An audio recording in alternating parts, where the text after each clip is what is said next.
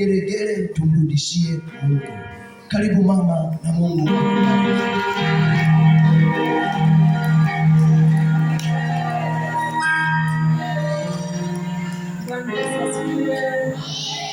Bwana asifiwe sana. Niukaribishe katika neno la Mungu. Karibu sana na Mungu akubariki. Fungua moyo wako, jiweke sawa, uweze kupokea kile Bwana alichotuandalia kwa siku ya leo. Jina la Bwana libarikiwe. Napomleta mtumishi wa Mungu, sifa na utukufu tumrudishie Bwana. Karibu Bwana na Mungu akubariki.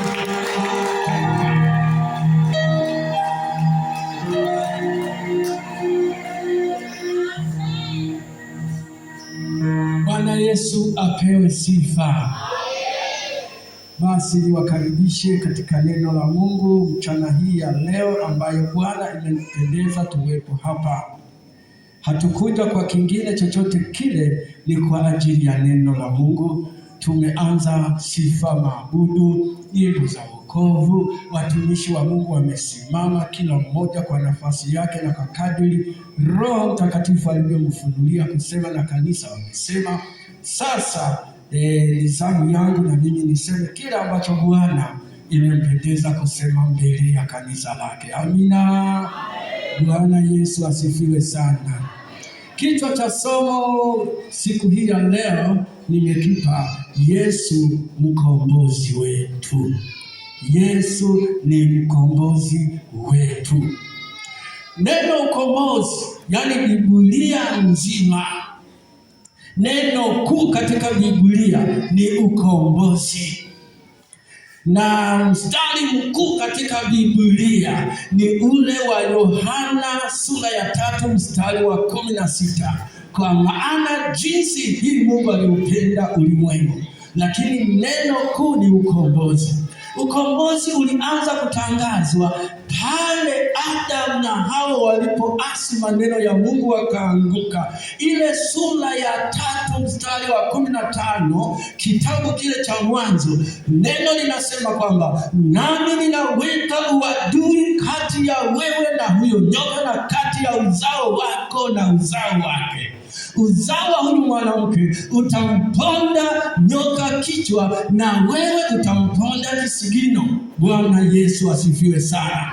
Hiyo ilikuwa ni tamko rasmi kwamba mwanadamu kwa kuwa basi ameanguka katika dhambi, na kwa kuwa mwanadamu anapendwa na Mungu, na Mungu hakupenda mwanadamu aanguke, isipokuwa sasa akamwandalia njia nyingine ya kumuokoa kutoka katika dhambi. Haleluya.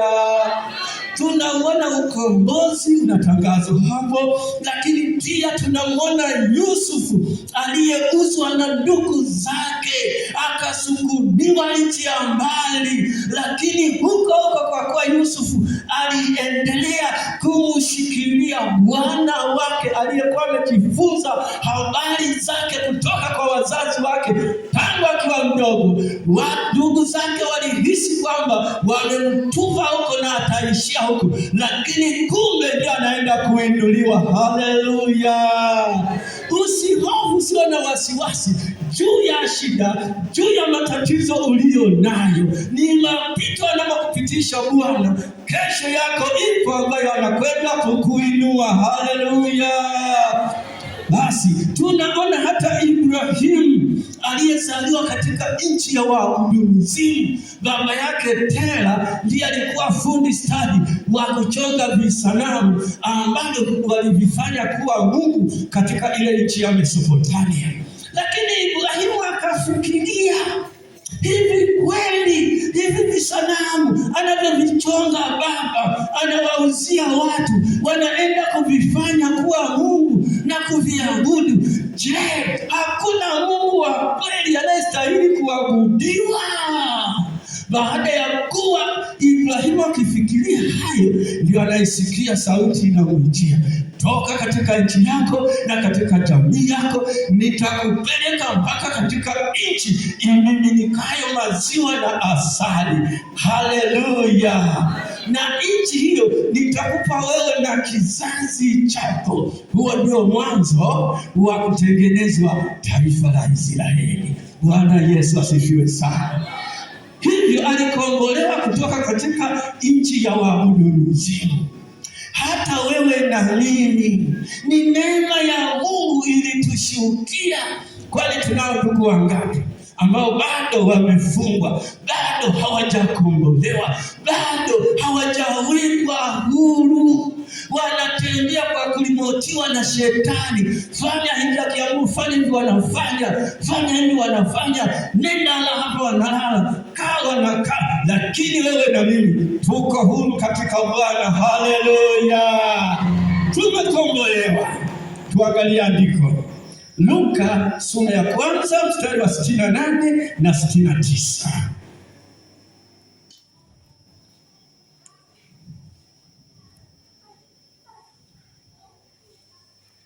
Luka sura ya 1 mstari wa 68 na 69.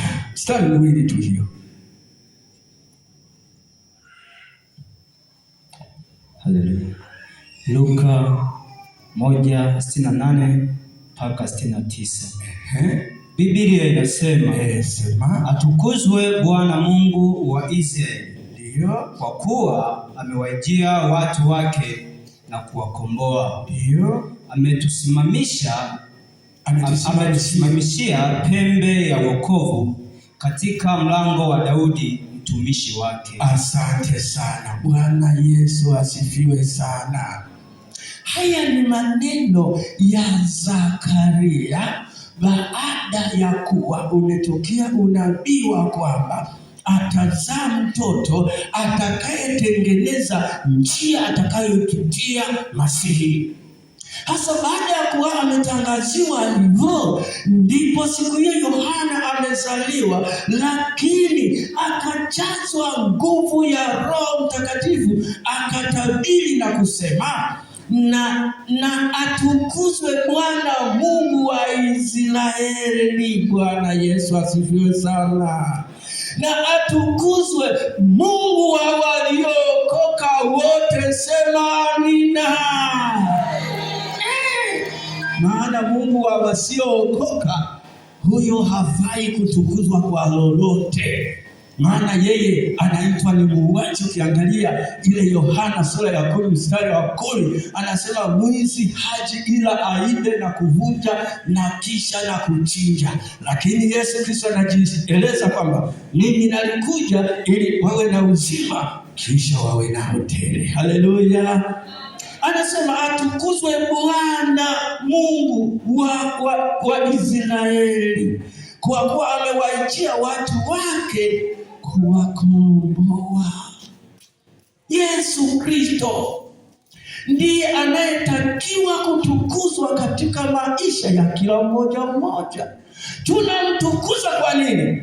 Tunamtukuza kwa sababu sisi hapo kabla Yesu hajaja tulikuwa mateka, tulikuwa ni wadeni, tulikuwa ni watu tusioweza kujiokoa wenyewe, tulikuwa hatuna Mungu duniani, hatuna maagano duniani, tulikuwa ni waabudu mizimu tukipapasa huku na kule, labda tutamuona Mungu wa kweli na asionekane. Bwana tusaidie sana. Maana dini maana yake ni mtu kumtafuta Mungu. Ndio maana watu wana dini lakini hawana wokovu.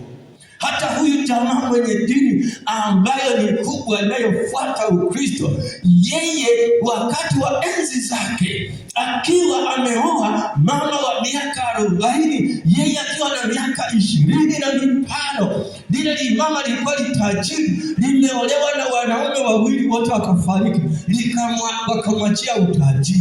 hasa akapewa kazi ya kusimamia huo utajiri. Alikuwa anasafirisha shehena ya kupeleka Israeli na kisha kurudi katika nchi ya Maka. Hasa katika kwenda na kurudi, kila kienda Israeli anakuta maeneo ya watu wanapomsifu Mungu, wanamwabudu Mungu, wanamtukuza Mungu. Anashangaa, kumbe Mungu yupo anayetukuzwa kwa kiwango hiki. Aliporudi kwao akaazimia kumtafuta Mungu, ndipo akaenda mapangoni kulala huko kwa ajili ya kuomba, lakini akatokewa na Mungu asiye halisi, eti amemshushia kitabu kitukufu. Na Biblia anasema kilichotoka kwa wanadamu ni chukizo mbele za nani? Haleluya! Sisi kitabu chetu ni kitakatifu, ambayo ndiyo Biblia. Bwana Yesu asifiwe sana.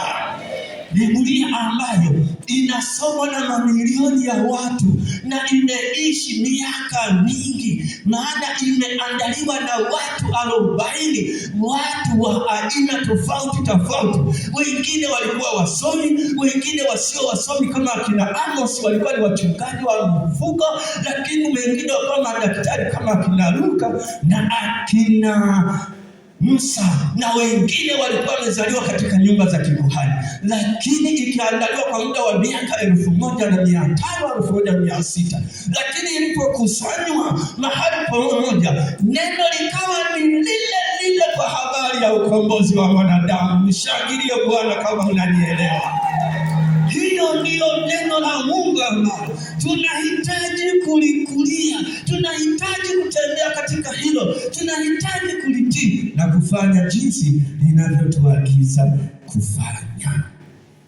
Hapa ametaja kwa habari ya kwamba kwa maana amewachia watu wake na kuwakomboa.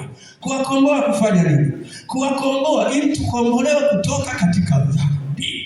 Sasa inawezekana anaweza kuwepo Mkristo tena wa miaka mingi, lakini bado hajakombolewa. Mungu atusaidie sana. Hajakombolewa, bado zile hasira za asili zimo, bado zile chuki zimo, bado kisasi kimo, bado uzinzi umo, bado akienda maeneo ya mbali hata kunywa kidogo anakunywa. Huyo bado hajakombolewa, anahitaji akombolewe. Bwana tusaidie sana. Lakini pia hatuishi kukombolewa katika dhambi, tunahitaji kukombolewa kutoka katika laana za asili. Sisi tumezaliwa, tunakuta wazazi wetu huko nyuma, kuna wazazi wetu walifunga maagano na shetani, wakajikabidhi mikononi mwa shetani kwamba tunajikabidhi sisi pamoja na kizazi cha pili na cha tatu, tutakutii na kutenda ya kupendezayo wewe. Hayo maagano walipoyafunga na adui shetani, wao wakamaliza safari, sisi tunaangukia tu. Ndio maana tunajikuta kuna magonjwa ya ukoo. Kama babu alikufa kwa ugonjwa wa ukoma na watoto wanafuata. Kama alikufa kwa ugonjwa wa safura na watoto wanakufa. Kama alikufa kwa kujinyonga, eti na watoto watakuwemo watakaojinyonga. Mpaka wanasema jamani, hata marehemu babu yake naye alikufa kwa kujinyonga. Sasa Yesu amezaliwa ili kutukomboa kutoka katika hizo laana za ukoo. Haleluya! Bwana Yesu asifiwe sana. Tuangalie andiko lingine. Jitihada za mwanadamu haziwezi kutusaidia kujikomboa kutoka katika shida ya namna hiyo. Jitihada zako baba, jitihada zako mama, jitihada zako kijana na ndugu yangu unayenisikia, haziwezi kutusaidia kujikomboa. Awali huko nyuma, kabla sijamwamini Yesu, nilikuwa mlevi. Dumu la asali wakati huo lilikuwa limefikia kuuzwa 20,000 au 30,000. Limepanda sana. Hasa unauza 30,000. Kabla hujatengeneza matumizi ya familia, unapitia masankuloni. Hapo utakunywa na ndugu walevi wakigundua kama una hela, watakuinua na wewe kichwa kinavimba. Acha utoe sasa. Wamama hapo wape jagi, na wale vijana mbona wamezubazubana wao wape, na huku sisi twende kwenye mbia, tunaenda kwenye Taskaranga. Piga asubuhi kwenye 30,000 na kufungua mfuko unakuta zimebaki shilingi 500. Unaanza kulia, masikini wa Mungu, mimi haya na pombe, sijui ni nani atakayeniokoa. Ukijitahidi ni siku 2 za homa, mama anakutia moyo, jana umekuja leo lote, na unaona sina nguo, watoto wana nguo, chakula hapo, jamani uyaache, na mimi sio mimi, ni mashetani. Bwana tusaidie sana. Unajitahidi siku 2 3, siku ya 4 umesahau uchungu, unaingia yako tena, au mwingine anakupitia twende, anakujaza na leo mwisho najisahau. Si tunajua sisi tulikuwa ni Maasai. Hata ukisema jamani, wewe muuza, hebu nipe pombe, kesho takuja uchukue sana. Inafanyika hivyo. Kwa nini? Tulikuwa hatujakombolewa. Tulipokombolewa akili ikatakaswa, ikafanywa upya. Mambo ya kitoto hayo tukaachana nayo. Haleluya. Sasa tulikombolewa kwa mfumo wa namna gani? Waraka wa kwanza wa Petro sura ya 1 mstari wa 18 na 19. Tuone neno la Mungu linasemaje. Waraka wa kwanza wa Petro sura ya 18, sura ya 1 mstari wa 18. Angalia neno hapo. Waraka wa kwanza wa Mtume Petro sura ya 1 mstari wa 18. Biblia inasemaje? Nanyi mfahamu kwamba mlikombolewa si kwa vitu viharibikavyo, kwa fedha au dhahabu, mpate kutoka katika mwenendo wenu usiofaa mliopokea kwa baba zenu. 19. Bali kwa wanadamu, bali kwa damu ya thamani kama ya mwana kondoo asiye na wa, yani Kristo. Asante sana. Bwana Yesu asifiwe sana. Tuko kwenye habari ya ukombozi. Ukombozi kutoka dhambi, ukombozi kutoka katika laana, ukombozi kutoka katika magonjwa ya ukoo, ukombozi kutoka katika umasikini uliokithiri. Tunainuliwa kukombolewa kutoka katika imani dhaifu na kuingia katika imani aliyoileta Yesu Kristo. Amina. Anasema nanyi mfahamu kwamba mlikombolewa si kwa vitu viharibikavyo, kwa fedha au dhahabu, mpate kutoka katika mwenendo wenu usiofaa mlioupokea kwa baba zenu. Bwana Yesu asifiwe sana. Yaani huko sisi tuliridhishwa na baba zetu wakati tukiwa bado watoto wadogo. Wazazi watakunywa ile pombe ya ntulie, ile nzuri wanakunywa, yale machicha mubafirira abo bana nabe bahekene mansi. Huo ni mwenendo usiofaa. Wakati mwingine tunashirikishwa kupelekwa kwenye ibada ya mizimu.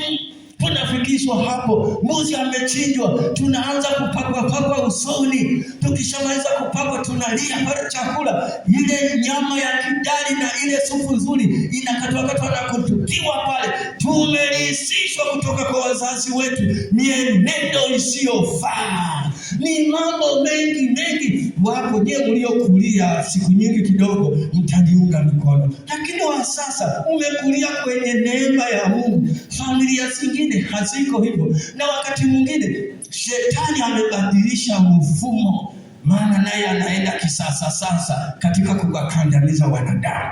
Sasa hii damu inasemekana kwamba tulikombolewa si kwa fedha au vitu viharibikavyo kama fedha na dhahabu. Wakati ule kulikuwa na babu zetu walikuwa wanakwenda maeneo ya mbali, mfano kule Burundi, wanatafuta vijana wenye nguvu, wanawanunua. Wakishawanunua wanawaleta ili wafanye kazi ya kuwatumikia. Wanawaita hao ni watumwa. Kwa Kiha wanasema abaja, wa Kisumu wanasema baziana. Sasa hawa wanja hawa wakija walikuwa wanafanya kazi sana kule. Ndugu zao kama wakikumbuka kwamba mtoto wangu alikwenda kule kufanya kazi, ilibidi akusanye hela mara 2 ya zile alizozitoa bosi wa huyu mtumwa. Akija na kusema sasa, nimekuja nimkomboe ndugu yangu, hela uliyoitoa hii hapa na fidia yake hii hapa. Kama akilizika alikuwa anaruhusu yule kijana narudi na wazazi wake. Hasa ile ilikuwa ni ridhaa ya yule bosi na yule mtumwa kukubaliana. Hasa kuna watumwa wengine walikuwa wakiambiwa tumekuja kukomboa, sema mimi niache na jikalia huku. Bwana tusaidie sana. Sasa hiyo inafananishwa na jamaa moja ameenda porini katika harakati za kutafuta asali. Wakati wa mzunguko wake mle porini akatumbukia shimoni. Akakuta jamaa alishaja chimba, wao wanachimba mashimo kwa ajili ya kutega wanyama. Akija mnyama anaanguka humo, akija kukagua kimkota humo anamtoa, tayari amepata kitoweo. Sasa siku hiyo muwindaji huyo jamaa aliyokuwa anatafuta asali akajikuta ameangukia kwenye shimo la huyo mtu ambaye alikuwa ametega wanyama. Sasa akapita pale muwindaji, katika kupita pale muwindaji akaona dalili za shimo, kuchungulia mle ndani anaona mtu. Anamwambia, vipi? Nini bwana, nimetumbukia humu. Sasa natupia kamba hii ishike nikuvute. Yule aliyetumbukia shimoni akasema, mimi sitaki univute kutoka humu mpaka uniletee yule aliyelichimba hili shimo nimjue ni nani. Yule jamaa akambembeleza, wewe toka humo utamjua baada ya kutoa. Sitoki mpaka amekuja. Wewe mwenda akasema, hasa nisumbuke ya nini? Baki humo. Sasa kilichoendelea hatujui. Sijui alikufa, sijui aliyechimba shimo alikuja, na kama alimpa vitisho alimtoa kweli, maana kumtoa alikufika tayari zinawaka. Hasa ndivyo hivyo alivyo mwanadamu katika kukombolewa kwetu. Wanadamu, dhambi ni shimo refu linaloweza kumfanya mtu asitoke huko. Hasa Yesu anatupia kamba yake ambayo ndio neno la Mungu, ili ulishike utoke kwenye shimo la namna hiyo. Mtu mwingine anasema, mimi sitoki huko, nalizika huko. Basi anakuacha, maana halazimishi. Lakini pia Yesu anafananishwa na ndugu wa karibu ambaye alikubali kutoa fidia yake, kwamba tulikombolewa si kwa fedha wala kwa dhahabu, vitu viharibikavyo, bali kwa damu ya Yesu Kristo isiyo na ila wala kunyanzi la aina yoyote. Haleluya! Kwa nini tuendelee au kuteseka katika laana? Kinachotakiwa ni kumwendea Yesu Kristo ambaye ameitengeneza njia. Bwana Yesu asifiwe. Ametengeneza njia, kasema tumwendee yeye jiwe kula pembeni lililokataliwa na waashi, lakini kwa Mungu ni teule na lenye heshima. Haleluya! Na sisi kama mawe madogo tumejengwa juu ya msingi wa jiwe hilo, ili tuwe nyumba yake Mungu, ukuhani mtakatifu, tuwezao kumtolea dhabihu iwezayo kumpendeza Mungu. Haleluya! Bwana Yesu asifiwe sana. Tumalizie na kitabu cha mwisho, Ufunuo 22:12. Ufunuo 22:12. Sasa tumekwisha kukombolewa. Sasa ukombozi umekwisha kuwekwa tayari. Maana kitabu, yani Agano la Kale, linasema habari za ukombozi. Agano Jipya, nyaraka, yani Injili zile 4, Mathayo, Marko, Luka na Yohana, zinatangaza habari za ukombozi ukiwa dhahiri. Lakini zile nyaraka 21 zinafafanua kwa habari ya ukombozi na maisha ya Mkristo anapaswa kuishije mtu aliyekombolewa. Haleluya!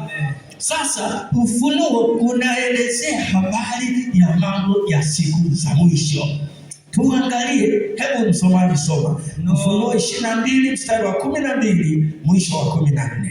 Biblia inasema, tazama naja upesi, na ujira wangu pamoja nami, kumlipa kila mtu kama kazi yake ilivyo. Mimi ni Alfa na Omega, mwanzo na mwisho, wa kwanza na wa mwisho. Heri wazifuao nguo zao, wawe na amri kuendea huo mti wa uzima na kuingia mjini kwa milango yake. Asante sana. Ishia hapo. Yesu anajieleza hapa. Mafunuo ya Yohana akiwa kisiwani pa Patmo, akiwa amepelekwa na Kaisari Domitiani. Alimpeleka huko baada ya kuwa jitihada za kumuua zimeshindikana. Amezungushwa katika majani akachomwa, hakuugua. Ametupiwa katika pipa la mafuta ili ayeyuke humo, haikuwezekana. Amenyweshwa lita nzima ya sumu kuinywa, lakini hakufa. Ikawa sasa Domitiani akaona sasa tunaweza tukamfanyaje? Tumpeleke kisiwa ambacho ni cha mateso, ni kama lile gereza la Guantanamo la Marekani ambalo limetengenezwa kule nchi ya Cuba. Hasa kule wakajua kwamba atakufa kwa njaa. Mchana huwa ni joto kali na usiku ni baridi kali. Hasa alipopelekwa kule, kumbe ndio amesogezwa karibu na Mungu. Bwana Yesu asifiwe sana. Usione mateso ni shida zinazokusumbua. Mungu anakuingiza humo ili kusudi uwe karibu naye, ajitukuze, na baada ya kuinuliwa jina la Bwana likatukuzwe. Haleluya. Shida, mateso ni sehemu ya Mkristo. Ukitaka kukwepa shida, mateso, umeukwepa wokovu, kwa sababu hata mitume walipokutangulia walipitia hayo.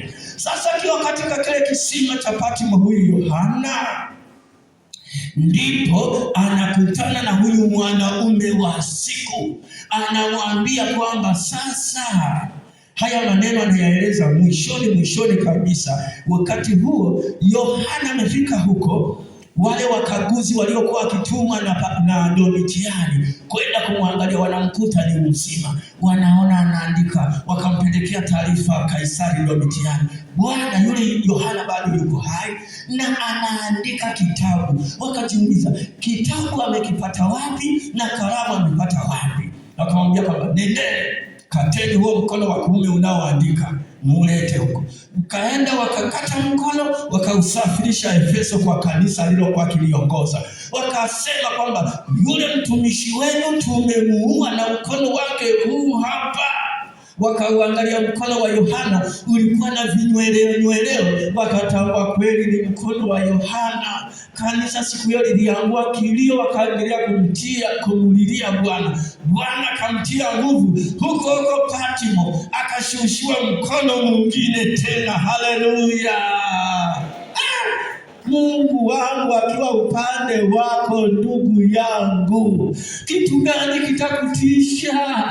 Ni mapungufu yetu wanadamu. Hatutaki kumwendea katika shida zetu, kujidhili na kumulilia, lakini tukimtafuta katika roho na kweli, Mungu wetu anatenda kazi. Hasa walipomkuta, akawatuma tena, nendeni mkaangalie kama ameshakufa, maana kukata mkono hana huduma yoyote, atakufa kwa kupoteza damu. Wanamkuta mkono mwingine upo, na inasemekana mkono ule wa Yohana ulikuja ukakaushwa, na hata sasa bado uko katika jengo la makumbusho kule nchi ya Uturuki. Bwana Yesu asifiwe sana. Sasa huyu ndiye anaambiwa na Yesu kwamba andika hivi, tazama naja upesi na ujira wangu pamoja nami, kumlipa kila mtu kama kazi yake ilivyo. Bwana Yesu asifiwe sana. Sasa hebu wewe mama, jiulize katika Bwana, kazi yako ikoje? Wewe kijana, jiulize katika Bwana, kazi yako ikoje? Wewe kiti, jiulize katika Bwana, kazi yako ikoje? Watumishi wa Mungu, waimbaji na wanaosimama kwenye mimbari hii, jiulize kazi yako katika Bwana ikoje? Lakini yeye hadhulumu. Kazi yako ikiwa mbaya, atakulipa sawa sawa na kazi yako ilivyo. Ipo kazi, ujira wake akija, watashangilia watu kwenda kupokea, lakini upo ujira kwa wale waovu, wataukimbia. Bwana tusaidie sana. Anasema mimi ni Alfa na Omega, mwanzo na mwisho, wa kwanza na wa mwisho. Yeye alikuwepo tangu huko mwanzo na yupo na anadumu milele, hakuna Mungu mwingine. Hasa anasema ushauri wake anasema kwamba heri wazifuao nguo zao wawe na amri ya kuendea huo mti wa uzima. Haleluya! Mti wa uzima mnaufahamu ni upi? Huu mti wa uzima unaotajwa hapa ndio ule ambao Mungu alisema, hakika mtakapokula matunda ya mti huu mtakufa. Hasa ule mti baada ya hapo, ule mti sio ule mtakapokula matunda yake mtakufa. Ule mti wenyewe waliruhusiwa kula, ila walioruhusiwa kulikuwa na miti hii miwili. Mti mmoja wa kujua mema na mabaya, lakini mti wa pili ulikuwa ni mti wa matunda ya uzima. Huu mti wa matunda ya uzima walikula. Huu mti wa ujuzi wa kujua mema na mabaya wakazuiliwa wasile, na huo ndio walikula wakafumbuliwa macho. Huu mti baada ya hapo malaika akatumwa mwenye panga za moto wakafukuzwa. Mungu akasema ili hawa watu walioniasi wasije wakapenya wakala matunda ya uzima wakaishi milele, wakatimuliwa humo na kuwekwa pembeni. Kule malaika kalinda. Sasa nyakati hizi za neema, Yesu Kristo ndio mti wa uzima. Ameruhusiwa, amekuja kwa jina la Bwana wa majeshi, ili kila mwendeaye ale matunda ya mti huo, ambalo ndio neno la Mungu linaloweza kutufanya kuishi milele. Haleluya! Bwana Yesu asifiwe sana. Huyu ndiye mti wa uzima, na kuingia katika mjini kwa malango yake. Yaani yeye anasema mimi ndiye mlango, kila aingiaye kwangu atapata malisho tele. Haleluya! Mama, baba, unahitaji gani katika kukombolewa kwako? Uko katika mapito yaliyokupelekea kusononeka na kuona uchungu.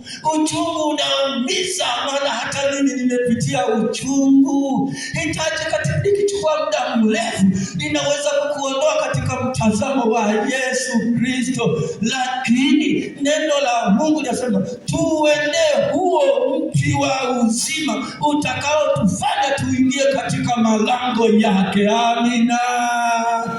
Tusimame kanisa la Mungu. Tusimame kanisa la Mungu. Niombe wimbo wa kuabudu kwa kifupi, lakini baada ya hapo tutakwenda kuomba Mungu, kwani kuna yale ambayo yanaonekana katika maisha yetu ni mahitaji, na mahitaji yetu yote lazima tuyaelekeze kwa mkombozi wetu Yesu Kristo. Yesu Kristo ndiye mti wa uzima. Mimi nimemuona katika maisha yangu, amenikomboa hatua kwenda hatua nyingine mpaka kunifikisha hapa nilipo. Lakini hata hivyo bado ninahitaji zingine, maana hata mimi ni mwanadamu ambaye nataka kuona akiniinua kunifikisha tena katika viwango vingine katika imani hii. Hivyo hata wewe kama upo ambaye unalohitaji, unataka kuona Mungu Mungu Yesu Kristo aliyekuja kufanyika mkombozi wetu, kututoa mahali pabaya na kutuweka mahali salama. Ni wakati wa kumwomba Yesu Kristo atusaidie. Binti, muombe Yesu Kristo akusaidie. Kijana, omba Yesu Kristo ambaye ni mtu wa uzima atusaidie. Mama na wewe baba, tumuombe Yesu Kristo mkuu wa uzima. Yeye ni Alfa na Omega, hakuna mwingine. Mganga wa kienyeji hana nguvu, mafuta ya upako hayana nguvu, maji ya upako hayana nguvu, keki na mambo mengine na vitambaa hivyo tufilia mbali. Simama katika neno ambaye ndiye mkuu wa uzima. Haleluya.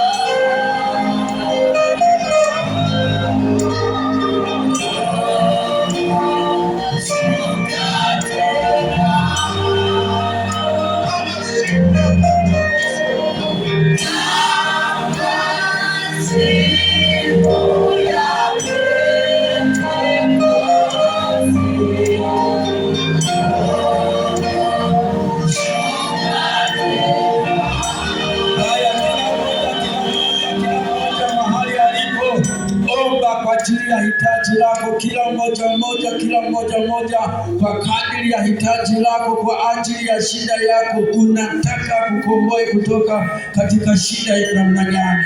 Yeye Mungu anakuona, na mimi nitawatangulia katika maombi haya na kila mmoja aombe. Basi Baba mwenye enzi na mamlaka yote,